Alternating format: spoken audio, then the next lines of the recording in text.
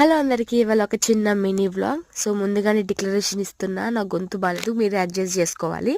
So morning ఆఫీస్కి వెళ్ళి breakfast చేసి కొంచెం కూర్చుని అనమాట. హెల్త్ బాగాలేదు నాకు.